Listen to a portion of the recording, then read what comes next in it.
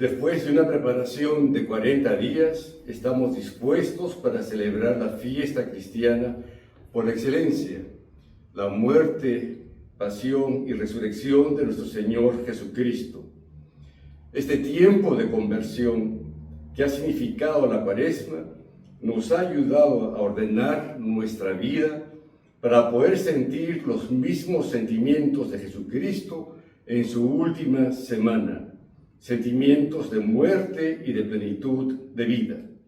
La liturgia de hoy proclama precisamente la alegría de los seguidores de Jesús en su entrada mesiánica a Jerusalén y, de otro lado, el abatimiento y el sinsentido de la muerte en cruz del Hijo de Dios en la lectura según la Pasión de San Marcos. Celebramos, pues, el Domingo de Ramos entre dos gritos: el grito de alabanza, Hosanna, bendito el que viene en nombre del Señor, en el momento de su entrada a Jerusalén, y el grito desesperado de Jesús en la cruz en el momento de su muerte. En esta meditación centraremos nuestra atención en la lectura de la entrada mesiánica de Jesús a Jerusalén según el Evangelio de San Marcos. Se acercaban a Jerusalén por Betfagé y Betania, junto al monte de los Olivos, y Jesús mandó a 2 de sus discípulos diciéndoles: vayan al poblado de enfrente. Al entrar en él encontrarán un burrito atado que nadie ha montado todavía. Desátenlo y tráiganlo. Y si alguien les pregunta por qué lo hacen, contéstenle: el Señor lo necesita y lo devolverá pronto. Fueron y encontraron el burrito en la calle, atado a una puerta, y lo soltaron. Algunos de los presentes les preguntaron: ¿por qué tienen que desatar al burrito? Ellos les contestaron como había dicho Jesús. Llevaron el burrito, le echaron encima sus mantos, y Jesús montó en él. Muchos alfombraron el camino con sus mantos, otros con ramas cortadas en el campo. Los que iban delante y detrás gritaban: Hosanna, bendito el que viene en nombre del Señor, bendito el reino que llega, el reino de nuestro padre David, Hosanna en el cielo. Un día de primavera del año 30, entre los meses de marzo y abril, entraron a Jerusalén 2 procesiones. Comenzaba la semana de la Pascua, la semana más sagrada del año judío. Una de ellas era una procesión de campesinos, la otra una procesión imperial. Desde el este, Jesús, aclamado por sus seguidores de la sociedad rural, venía montado sobre un asno y bajaba por el monte de los Olivos. Todos ellos habían subido a Jerusalén desde Galilea unos 60 kilómetros y habían caminado de 3 a 4 días. En la otra punta de la ciudad, desde el oeste, Poncio Pilato, gobernador romano de Idumea, Judea y Samaria, entraba en Jerusalén a la cabeza de una columna de caballería y de soldados imperiales. La procesión de Jesús iba proclamando el reino de Dios y su justicia. La de Pilato proclamaba el poder, la gloria y la violencia del imperio. Era una práctica habitual de los gobernadores romanos de Judea hacerse presentes en Jerusalén con motivos de las fiestas judías para evitar conflictos antiimperiales. Ese era el temor principal de los romanos durante la fiesta de la Pascua, una fiesta que celebraba la liberación del pueblo israelita de la dominación de la esclavitud egipcia. Más de 100.000 peregrinos tomarían parte en la fiesta.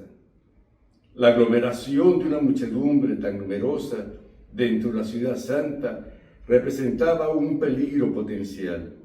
Egipto había sido reemplazado por Roma. Los israelitas ahora son esclavos en su propia tierra y Roma conocía muy bien del peligro. Estas dos procesiones expresan las fuerzas antagónicas que cruzan todos los evangelios: la fuerza del reino de Dios proclamado por Jesús y la fuerza del César y de sus aliados, la clase sacerdotal judía. La confrontación entre estos dos reinos se hará patente en la última semana de vida de Jesús. La Semana Santa no es otra cosa sino que el relato de esta confrontación. ¿Qué motivos impulsaron a Jesús para subir a Jerusalén? ¿Quería sencillamente unirse a su pueblo para celebrar la Pascua como un peregrino más? Participaba del sueño de todo israelita que veía en Jerusalén la ciudad de la promesa de paz y plenitud, el lugar a donde debían subir en procesión todos los pueblos de la tierra. Se dirigía a la ciudad santa para guardar allí la manifestación gloriosa del reino de Dios. Quería desafiar a los dirigentes religiosos de Israel para provocar una respuesta que arrastrara a todos a acoger la irrupción de Dios. Hasta ese momento, Jesús se había dedicado a anunciar el reino de Dios por las aldeas rurales de Galilea, pero se había resistido a anunciarlo en las grandes ciudades. ¿Por qué ahora en Jerusalén? Si echamos una mirada al conjunto de los evangelios, percibiremos que por varias veces Jesús dudó en ir a Jerusalén. Juan, el evangelista Juan, llega a decir que después de la resurrección de Lázaro en Betania, muy cerca de Jerusalén, Jesús ya no andaba en público por Judea y que se retiró a una ciudad llamada Efraín, en la región cercana al desierto, y se quedó allí con sus discípulos. En Marcos, después de la muerte de Juan el Bautista, Jesús se fue a Galilea a proclamar la buena noticia de Dios. Lo ocurrido al Bautista no era algo casual. Es el destino trágico que espera de ordinario a los profetas. Jesús presiente que pueden hacer lo mismo con él. Él también es un profeta. Según una idea muy extendida entre los judíos del siglo I, el destino que espera al profeta es la incomprensión, el rechazo y la persecución. ¿No le aguardará también a él la misma suerte? Probablemente Jesús contó desde muy pronto con la posibilidad de un desenlace fatal. Pero algo ocurrió, no lo sabemos, que le hizo cambiar de opinión y decidió subir a Jerusalén, la ciudad santa, para anunciar el reino de Dios en la capital, en la ciudad de la paz, en la ciudad de David, donde estaba el único templo de Israel, la morada de Dios. Este cambio de opinión probablemente tuvo que ver con su fidelidad amorosa a la voluntad del Padre. Jesús se puso en camino junto con los 12 y otra gente que solía acompañarle. Poco a poco se fue uniendo a ellos un grupo creciente de peregrinos. Mateo y Marcos nos dicen que ya al salir de Jericó había una gran muchedumbre que seguía a Jesús. En el último tramo del recorrido hay un episodio que aumenta la expectativa por lo que está a punto de ocurrir y que pone a Jesús de un modo nuevo en el centro de atención. Un mendigo ciego llamado Bartimeo está sentado junto al camino. Se entera de que entre los peregrinos está Jesús y entonces se pone a gritar sin cesar: Jesús, Hijo de David, ten compasión de mí. A su súplica: Maestro, ¿qué puedo ver? Jesús le contesta: anda, tu fe te ha curado. Bartimeo recobra la vista y le sigue por el camino a Jerusalén. De repente el tema davídico, David, Jesús, Hijo de David, expresa una intrínseca esperanza mesiánica y se apodera de la muchedumbre, en este caso que acompañaban a Jesús, la pregunta: ¿no será acaso verdaderamente el nuevo David? Con su entrada en la ciudad santa, ¿no habrá llegado la hora de que Él restablezca el reino de David? Se acercan ya a la puerta de la ciudad. Es el último tramo y Jesús lo ha querido recorrer montado sobre un asno, como humilde peregrino que entra en Jerusalén deseando a todos la paz. En ese momento, contagiados por el clima festivo de la Pascua y enardecidos por la expectativa de la pronta llegada del reino de Dios en la que tanto había insistido Jesús, comienzan a aclamarlo. Algunos cortan cualquier rama o follaje verde que crece junto al camino, otros extienden las túnicas a su paso, expresan su fe en el reino de Dios y su agradecimiento a Jesús. No es una recepción solemne organizada para recibir a un personaje ilustre y poderoso.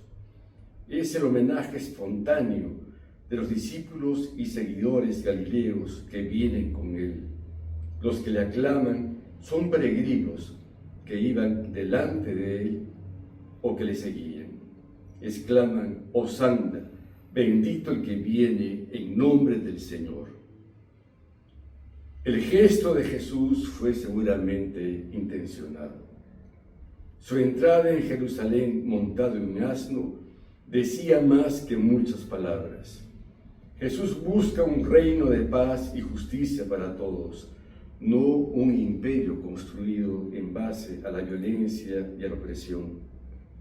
Montado en su pequeño asno, aparece ante aquellos peregrinos como profeta y como el Mesías, el enviado de Dios, descendiente de David, portador de un orden nuevo y diferente, opuesto al que imponían los generales romanos montados sobre sus caballos de guerra. Los preparativos que Jesús dispone con sus discípulos para su entrada hacen crecer esta expectativa mesiánica. Tenemos una serie de detalles desapercibidos para los lectores de hoy, pero no para los lectores provenientes del judaísmo. En cada uno de estos detalles de la entrada de Jesús a Jerusalén hay referencias a su mesianismo, a su realeza, ya anticipados en pasajes del Antiguo Testamento. Jesús llega al Monte de los Olivos. Esta indicación es importante, pues Zacarías, el profeta Zacarías, había dicho que Yahvé se manifestaría sobre ese monte, partiéndolo en dos, para que pasen los triunfadores mesiánicos entrando victoriosos en Jerusalén.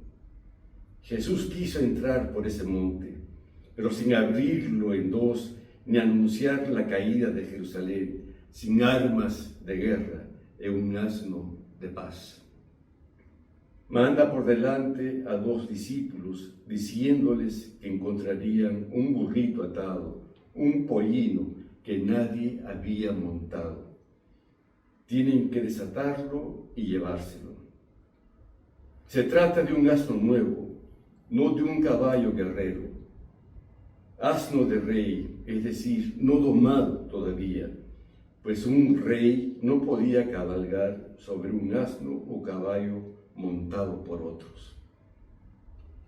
El texto que subyace en el Evangelio de Marcos para hacer comprender el significado mesiánico del Domingo de Ramos es el del profeta Zacarías.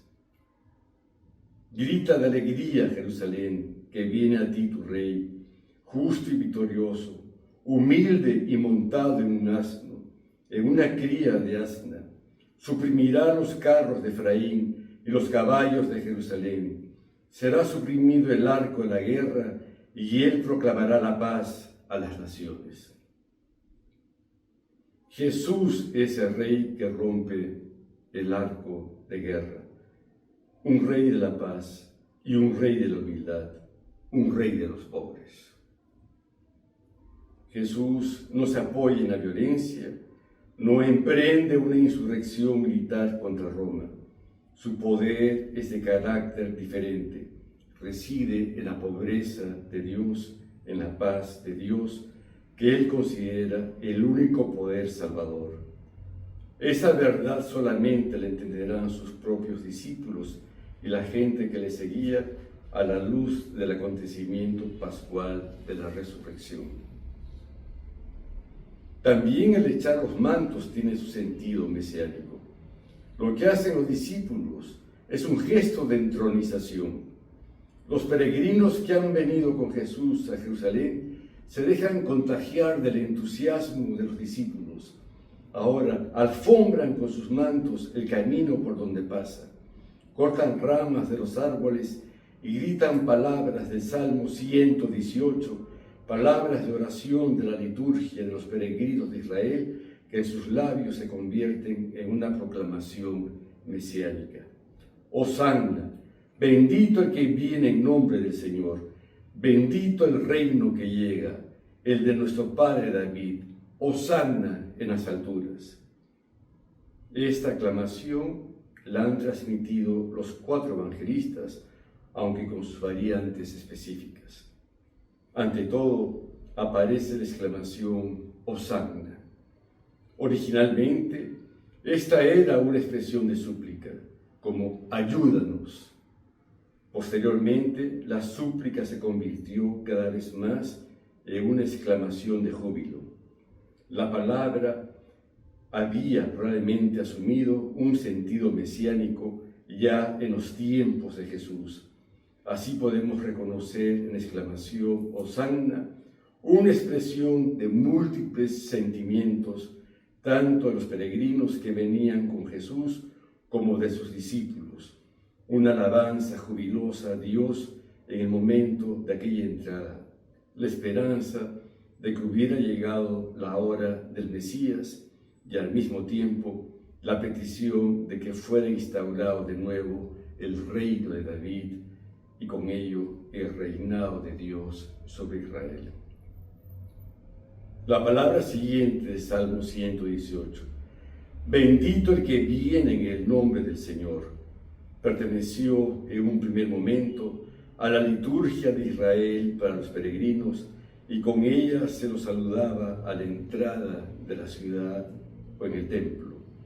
Era una bendición que los sacerdotes dirigían a los peregrinos a su llegada.